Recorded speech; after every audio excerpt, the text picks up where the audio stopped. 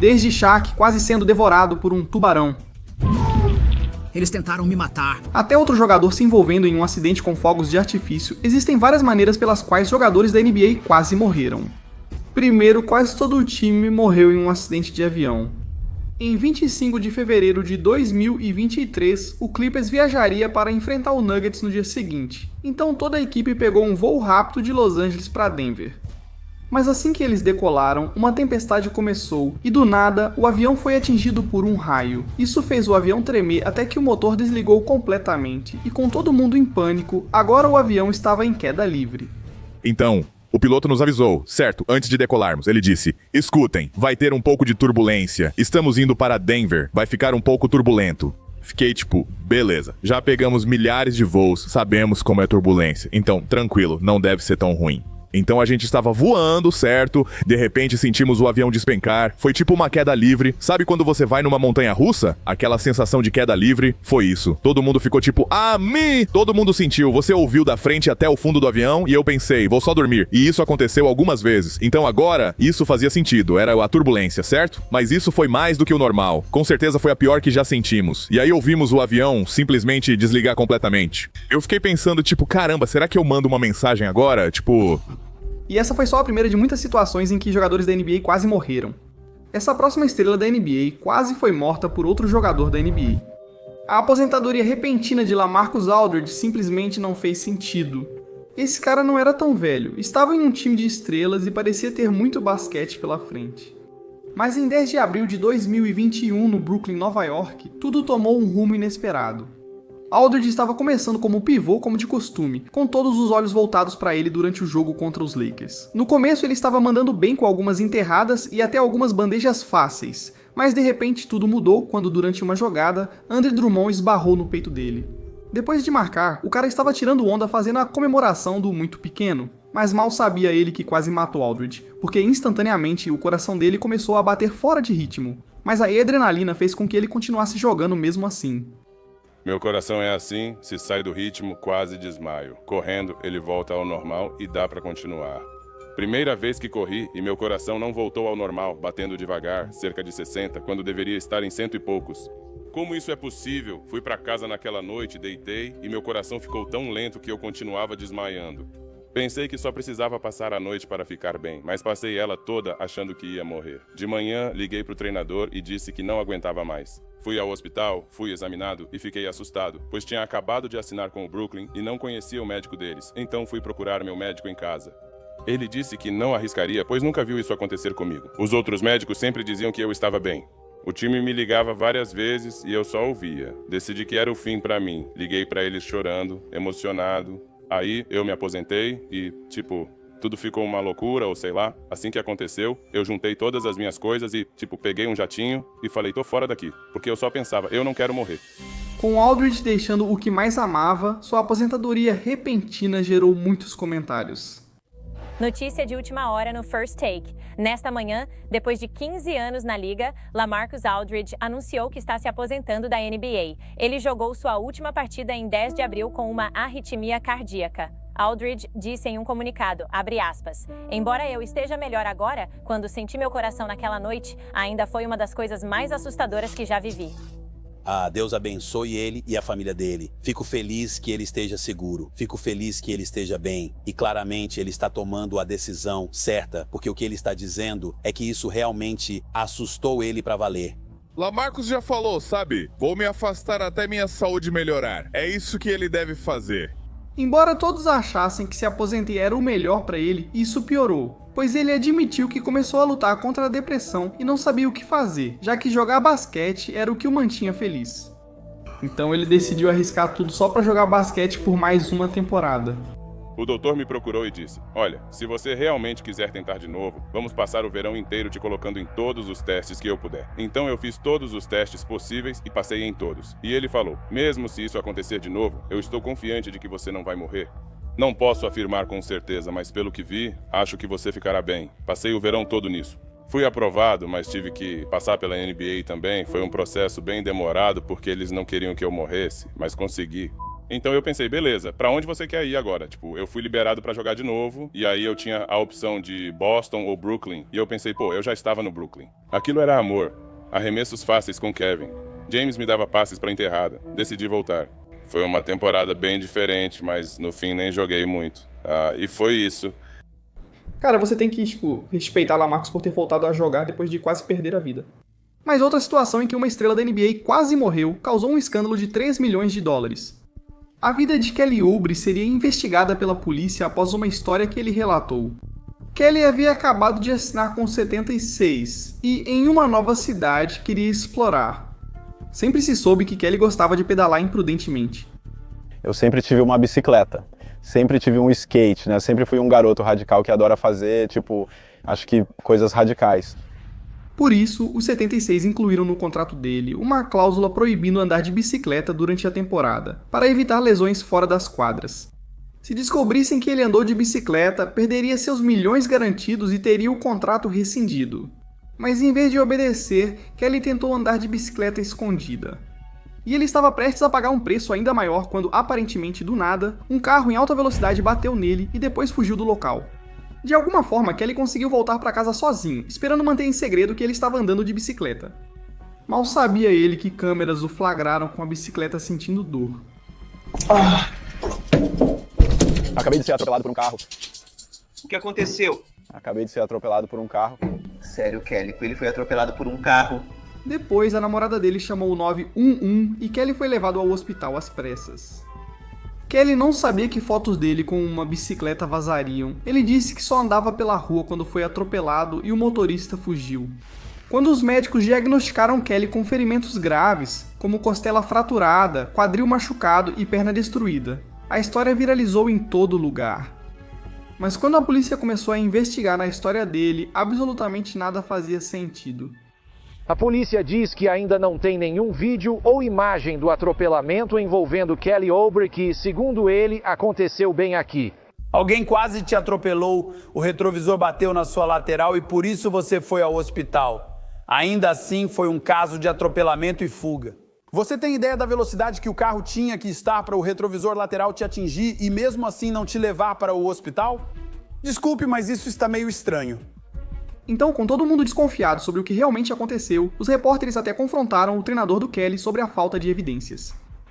Você pode comentar sobre o relatório de que as lesões do Kelly Oubre não ocorreram de acordo com a polícia? Eles não encontraram nenhuma evidência de que foi um atropelamento e fuga? Eu não vou comentar sobre isso. Eu não tenho uma resposta para isso, além de acreditar no que foi relatado até agora.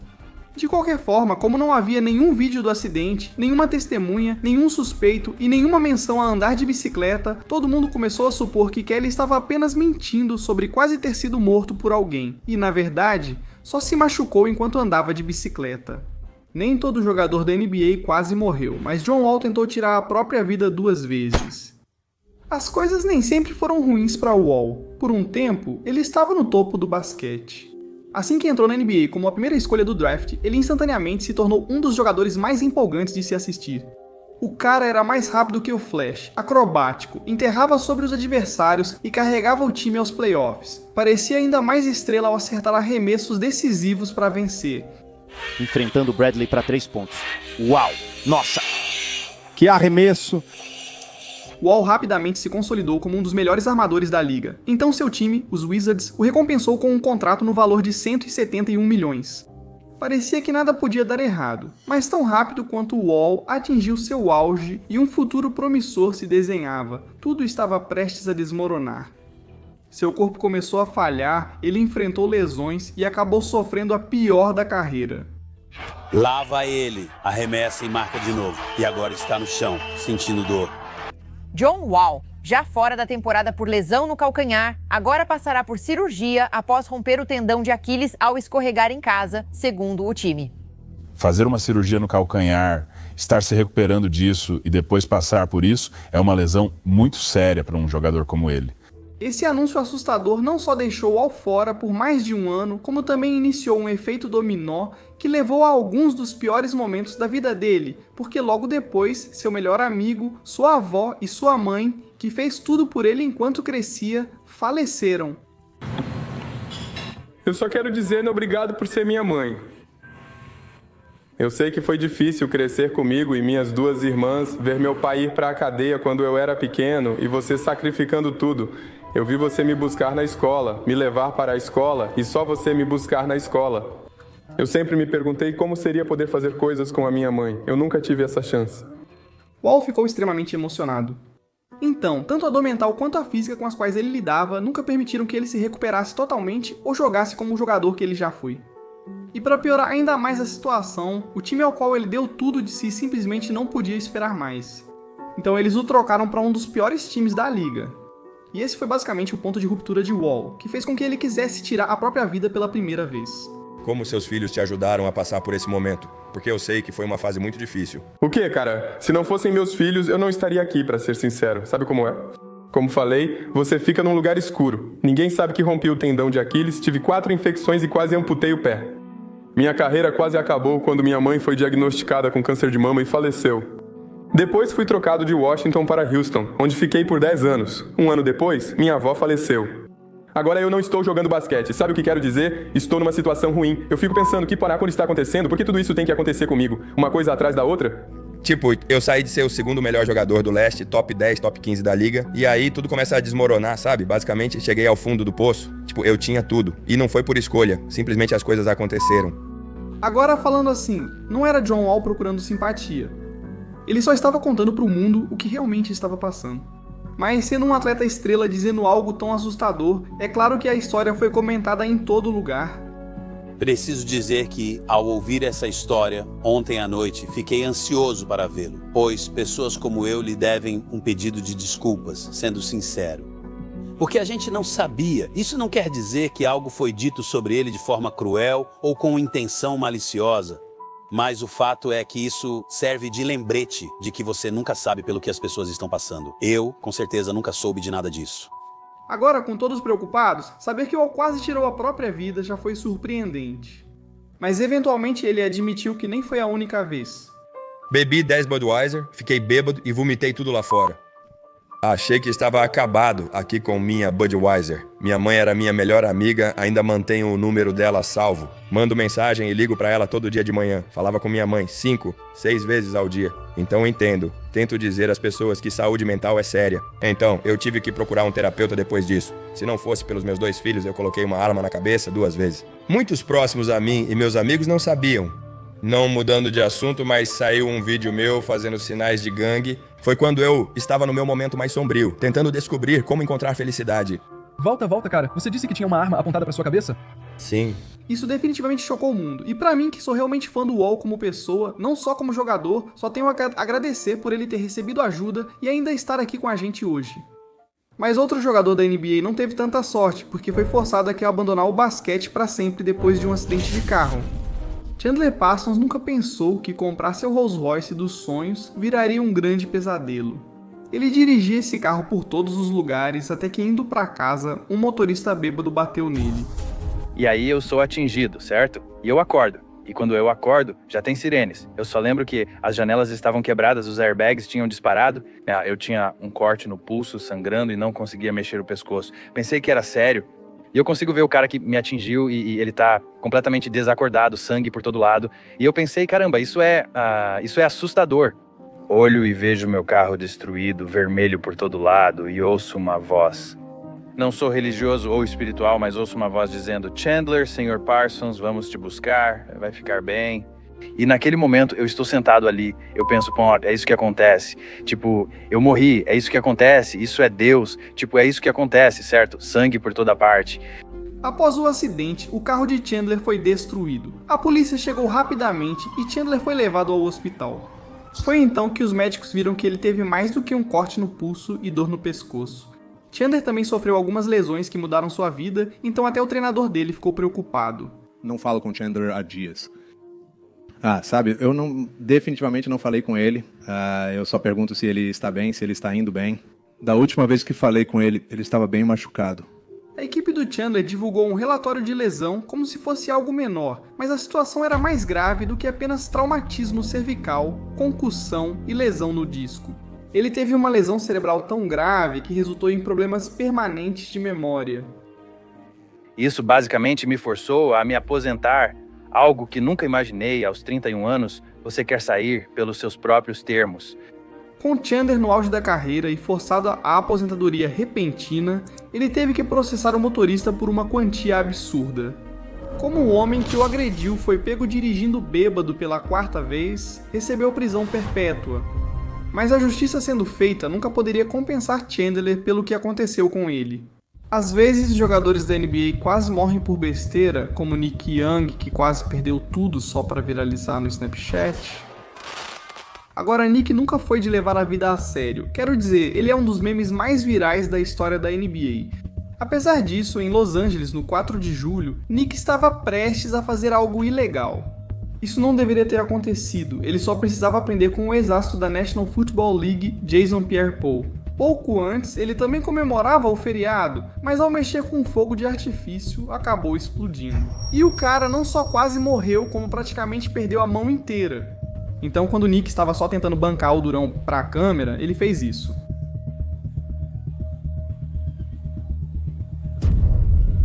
Ele teve sorte de a explosão não ter sido pior. Ele poderia ter morrido ou sido preso, pois todos os fogos de artifício estavam proibidos em Los Angeles. Mas algo ainda mais louco é quando outra estrela da NBA se tornou vítima de um assalto. Fui vítima de invasão domiciliar. 3 homens armados invadiram minha casa e roubaram minhas joias. Veja, Antoine Walker era alvo porque sempre ostentava seu estilo de vida milionário. Vários Mercedes, ele era constantemente visto usando diamantes e muito mais. Provavelmente gastei entre 250 e 300 milhões de dólares só com roupas por ano.